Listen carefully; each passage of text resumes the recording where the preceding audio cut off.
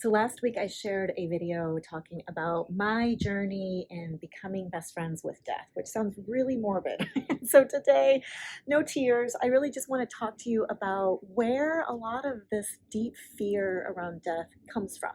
So whether you experience a hard time with loss of any kind, with big transitions or changes, or you know that you've had some people, some pets in your life that you've lost, it's going to be a great video to be able to just give you a better perspective on why death loss is so hard, how we can start to overcome it. So let's go inside and have a little chat. I was really amazed when I did my video last week to hear stories on people's own journey with death and the ways that they've either come to terms with it or they're still really freaked out by it. So I want to go back to childhood and share this incredible experience that I had that is actually where my own terror of death started. My pet Romeo was my first pet ever. He was a hamster.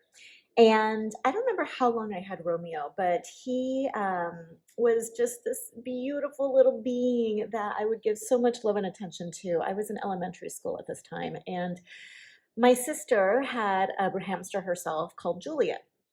So Romeo and Juliet lived in the same little box, cage, whatever we call it, home. And anyway, one day they got in a horrible, horrible fight. And Juliet, I think, ended up ripping out Romeo's eye.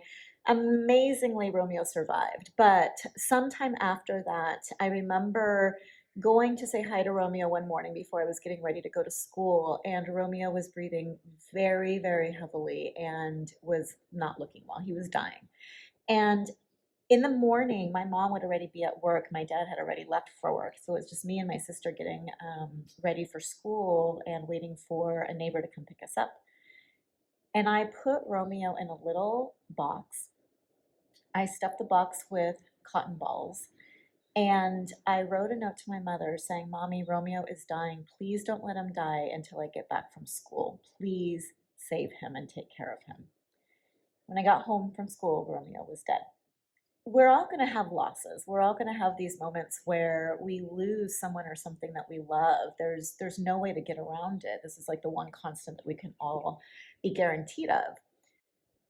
But recently, when I've looked at all the losses that I've had in life and how those losses have shaped me, I realized and was able to connect the dots that losing Romeo was the start of me believing that his loss was my fault. His death was my fault. That if I had not gone to school that day, I could have saved him. I could have stayed with him. I could have done more to comfort him. And that by me leaving, I was leaving him and I was letting him die. That imprint has stayed with me so strongly that, I mean, it shocks me at just how much it has influenced unconsciously my ways of navigating through various losses in my life, even to one of the biggest losses when I lost my mom in 2003. I remember feeling that maybe I could have done more to help her. Maybe I should have intervened more and encouraged her, made her go to therapy sooner. Maybe if I had believed in miracles, we could have left her on life support longer and she could have come back to life, even though she was pronounced brain dead when I got to the hospital. So this belief that formed in childhood that I could have done more to save someone's life or it was my fault that they died came up again. And this is one example, you guys. There's so many examples where we create these stories, these narratives to understand why certain situations happen. And in that, that narrative follows us to be able to color future losses. And that is where we then end up saying things like, I don't like goodbyes. This makes me so sad. Why do things have to end? I can't look at loss. It's too much for me. It's because we have not unpacked the narrative and, number one, taken ownership for it. Some of us don't even know what our narrative is around change and loss. But then when packing it doesn't mean we have to like tear our hearts apart and drag ourselves through the agony of the loss again. All it means is that we take a moment to say, okay, does that narrative actually reflect the truth of the situation? Or does it reflect maybe a perspective that I had back then? Does this narrative currently serve me where I'm at right now, knowing that I've evolved from where I was when I was a little girl in elementary school? Does this narrative affect me in other areas of my life? It's amazing how this belief that it was my fault that Romeo died has shown up in the workplace, where I've carried around a lot of anxiety, thinking I'm going to fuck something up, thinking something is my fault.